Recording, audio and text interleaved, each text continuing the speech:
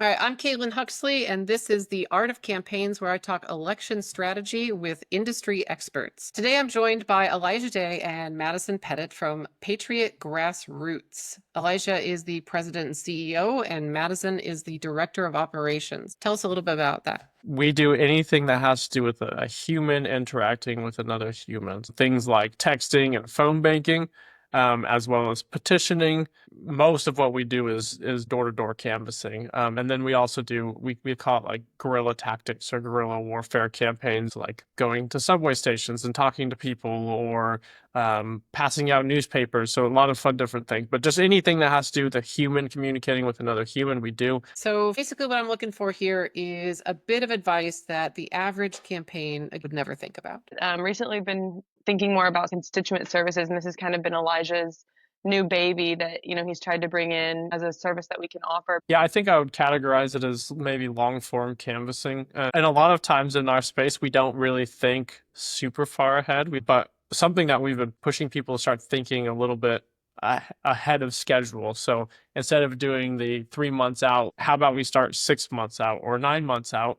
And instead of doing this like large scale, let's throw a ton of money in and we're going to have 300 people come in and they're all going to knock for 8 hours a day. It's let's get 3 or 4 really good canvassers to go to very targeted areas, and let's chip away at these people. Let's build support by listening to the constituents. And so the way that we can make a difference is by building up trust months and months early. And we just go and we knock on their door and we say, I'm Elijah and I'm here with Representative so-and-so. What's happening here that's really bothering you? Like, let's go micro. Is it that I noticed when I was driving in that light down the road is not working correctly? Is that bugging you? We need to fix that sign. We need to fix that light.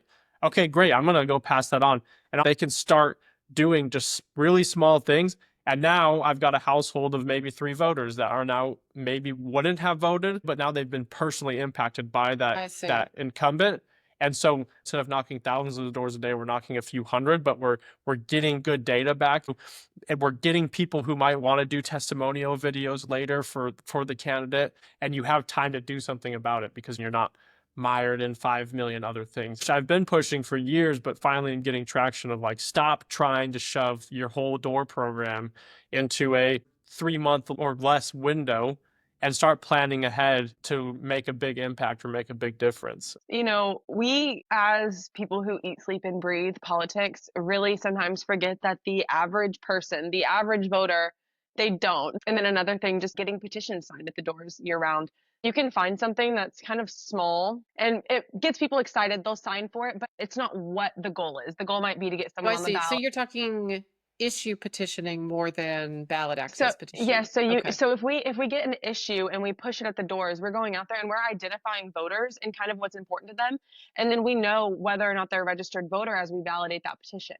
Then the campaign forevermore will have that voter's information, where they live, how they feel about this issue, and they're going to know whether or not that they're going to align with their candidate and how to meet them. So that's kind of something that isn't used often, but it is a good way to identify your voters in kind of an obscure way. They don't realize that they're being identified because you're using an issue petition. So taking the time to engage with that grassroots to build that personalized connection and improving your data long term, which I'm always a fan of. I really like issue petitions. Not enough campaigns really spend the time to go out and, we always ask at the doors, what's your top issue? But if you go out with something that your candidate has as one of his top issues, you can then check the community at large and open that conversation. All these good ideas make me wonder about the bad ideas that campaigns often come up with. Every campaign that I run into, they have these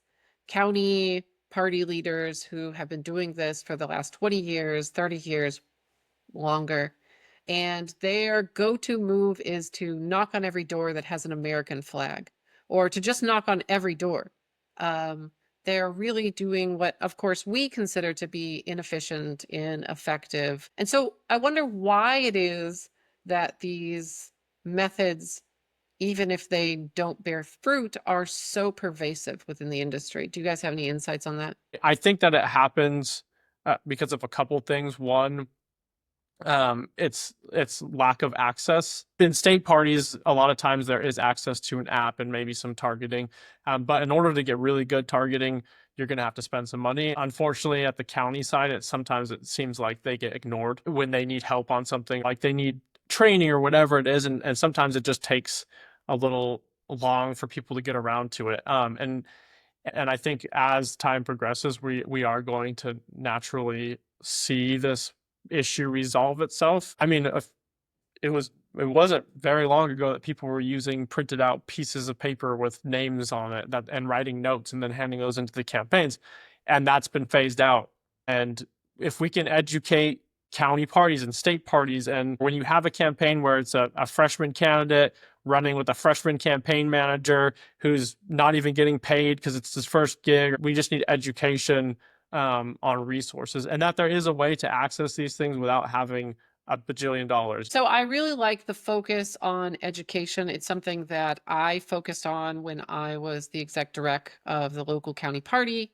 And it's really something that I've tried to push in all my campaigns. And it's really nice to see industry giants like Patriot Grassroots pushing such a thing as well. So with the addition of technology, like you say, right? More people have access to it. And it's true that the more campaigns I go to nowadays, the less I'm seeing those paper walkbooks and more I'm seeing them using some sort of app. And yeah, it costs money, but it just seems like almost everyone has access to it now. It is also causing maybe a new problem where people are targeting wrong. What should campaigns stop targeting or start targeting? What I would say, we have a core value in our company, which is we don't make assumptions, we ask the extra questions. You can't assume certain people are for or against you necessarily.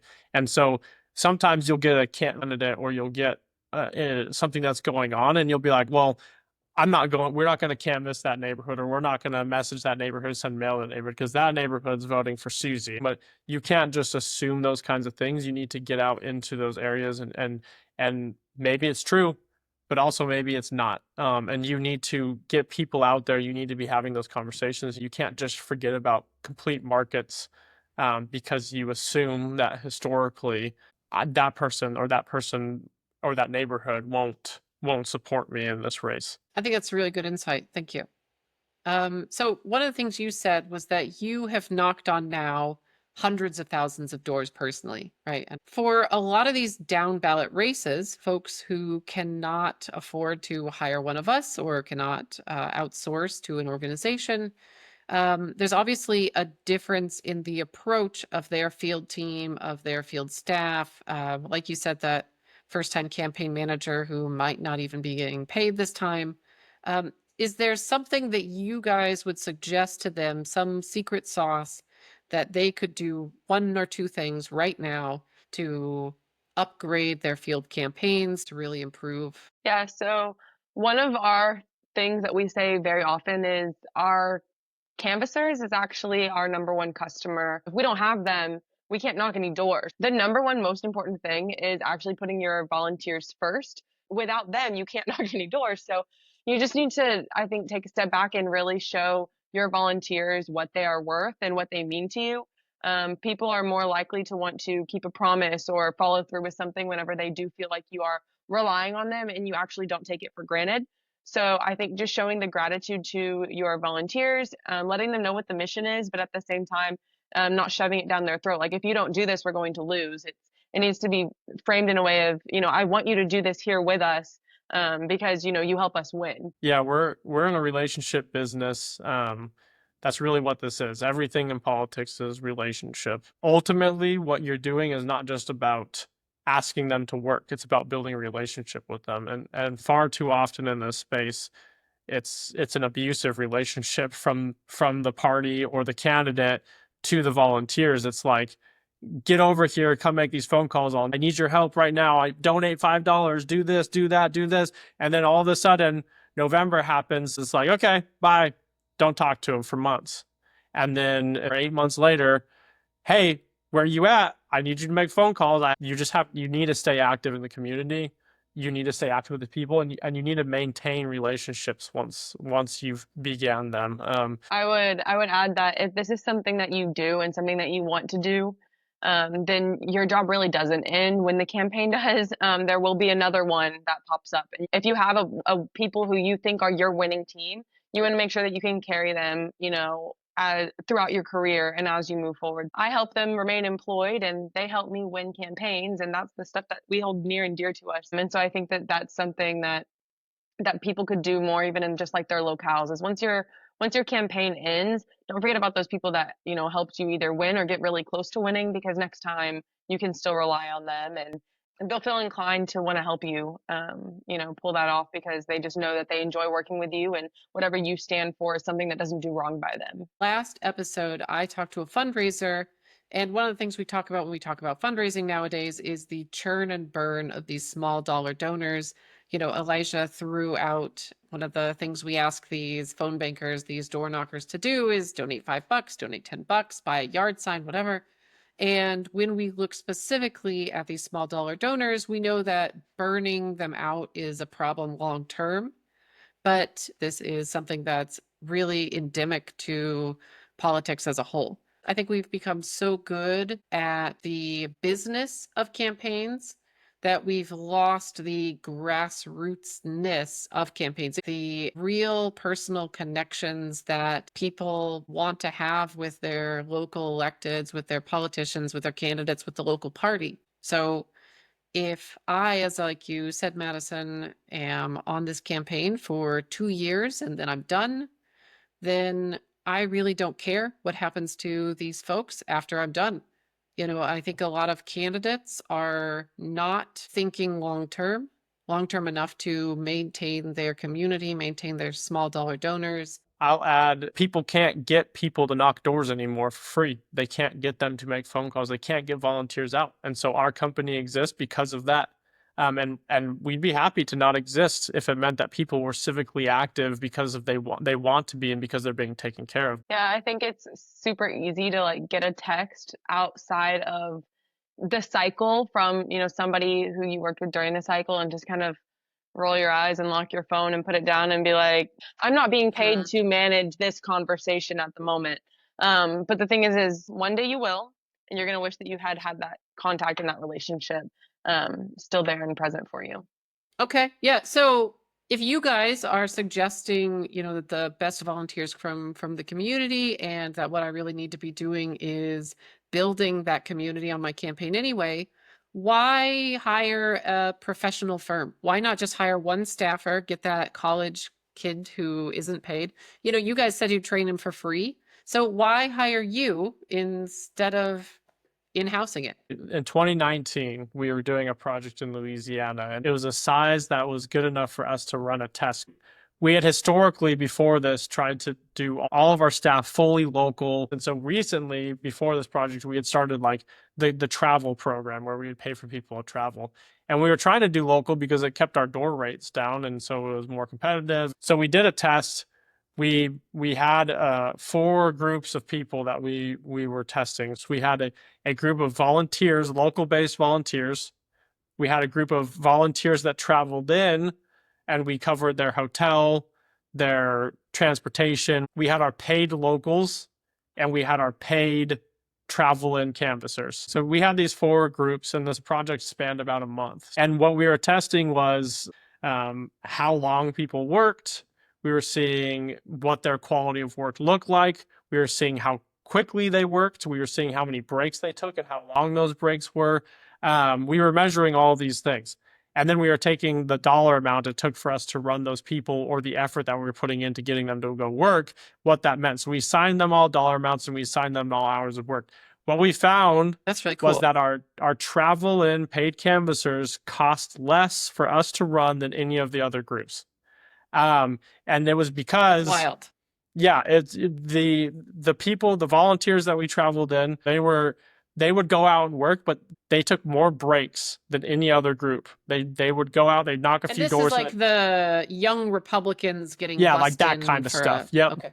Like that kind of organizations. They're buddying up with people, so they're like spending more time talking to each other, and they're also starting later because they spent the night before drinking all night, and then they're going home earlier because they want to get back to drinking at the end of the day and spending time with their buddies. The local volunteers, they've just got stuff going on. Like, and same with the paid locals. Like, they've got stuff going on. But you know who's showing up to work? It's the people that are traveling in. They don't have any ties to the area necessarily. They are coming in to work. That is their whole goal. That was the best thing that we learned. And so we have spent a ton of time recruiting, training, retaining, and optimizing a workforce, something that campaigns just don't have the time to do because they're not designed to do that. They are designed to be a short-term period thing. Do you guys have anything that you want to pitch while we're on here? Is there a program that you guys are hyped about? I think that people who are listening to this podcast might be listening because they want to learn more. And so we do a free leadership training called Patriot Academy. It's a couple months, but it turns out to just be a couple weeks because we do, 1 or 2 classes for the duration of an hour every month. So it's not a big commitment, but it is volunteer based. Whenever you're done with that course, you have good knowledge about the field, about business, about just kind of different things that help you be professional and succeed in this business. Okay, and so is that online? Is that in person? If I'm a local party, can I order it? It's a virtual thing. We do a Zoom call or a Google Meets call, and we, like Madisyn said, it's 1 to 2 meetings a month over a period of about 6 months. If someone's interested, we don't say no to anybody. Anyone's able to. We've done some of this stuff with some of the state parties. It's not actually a product that we've really sold. We've offered it for free for the state parties and the county parties and stuff, and we'd be happy to continue doing so for anyone. If it's good for the party, it's good for the candidates, it's good for everybody I to like be it. doing that. Okay, and if I want to join one of these Patriot Academies, where do I go? Go to patriotgrassroots.com and you can fill out a form on there. Okay, and so I'm a moderate, and a lot of the people who I network with, who I work with, are moderates. Some are even liberals. Is it open to anybody, or do I have to be a right winger? Yeah, I mean, we have people of differing backgrounds. We have got people who are of more moderate viewpoints on the team, and really what we're going over isn't necessarily super political, although we're going to have conservative talking points and all those things. If you're a liberal, you're probably not going to get future opportunities with us. But you're welcome to listen in if you would like. So it sounds like you guys are doing a lot to engage the community, to keep people active. You're really fighting against that long-term burnout that we've been seeing over the last, I don't know, decade or so. Doors are really, really tiring. I don't know that there's anybody who's knocked doors who hasn't just looked at their app and said, oh, not this one, and just marked it not home or something to skip it. We've all done it, Yeah. So as the campaign gets long and as I get exhausted and hot and tired of talking to these people, what are your best practices for keeping morale high on your team? So circling back to what I said earlier, and I'll say this every single time I'm asked this question, it's really showing gratitude to your team, making sure that they feel like they are more than just a number or a metric to you. As morale drops, just having that relationship remain the forefront. We're all kind of here in the trenches. As they wear out at the doors, we're wearing out cutting walkbooks at 4 a.m.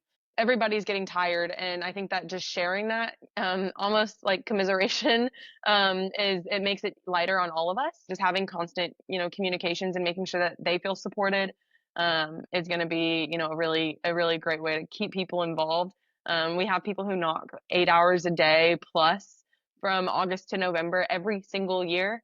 And they would say that like the number one thing that keeps them involved is just knowing that they're supported. How do you guys ensure quality control when people do inevitably get burnt out? Do what you can to try and reduce that burnout, but some amount is going to happen and it's going to affect the quality of those conversations. Do you guys have a special system? Yeah, well, I'll start by saying because we recruit nonstop throughout the cycle, even up to the last day, we constantly have fresh bodies coming in throughout the duration of the whatever reserves, project we're folks working in the on. reserve. That's Yeah, actually exactly. good. I think Yeah, So we just keep going. Like you never stop recruiting. We recruit very heavily in the off cycle because you get these people in reserves, and when you're out knocking doors, you're by yourself, and you've got this app, and you've got to wake up, and you've got to get ready, and you've got to go drive to your area by yourself. Like you have to have a lot of drive and initiative. There are a lot of people that don't have that, but they still want to be involved, and so they cut corners. Inevitably, there's going to be dishonest people that come with that, and people that want to cheat the system, especially when there's Yeah.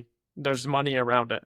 And so we have invested our own money into data integrity software that we've developed ourselves to stop this kind of stuff. Who's moving too fast? Who's moving too slow? It's flagging all of these things, all of these data metrics that don't make sense. Something that's big that's happened over the past few years is spoofing, location spoofing, which is where canvassers use apps or tools to make it look like they're in a certain spot working when they're actually even states away. They're able to make it look like they are canvassing in the neighborhoods that they're working in. But additionally, on top of that, we've now incorporated AI into this process. So as we feed in the numbers, our AI system will immediately text some of these flags and tell them, like, you're moving too quickly. It's even stuff like, hey, you're doing a great job, but if you just did this in addition to what you're doing, it would boost your conversation rate up by 0.5%.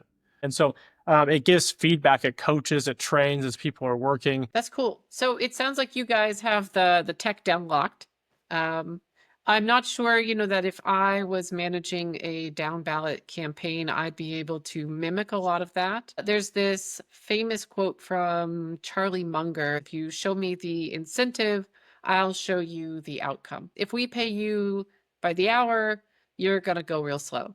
If we pay you by the conversation, you're going to fake some conversations. If we pay you by the door, you're going to fake some doors. It's funny how if you pay volunteers a little bonus for every yard sign they get, suddenly they get hundreds of yard signs, and you show up to people's doors with yard signs they didn't know that they had coming.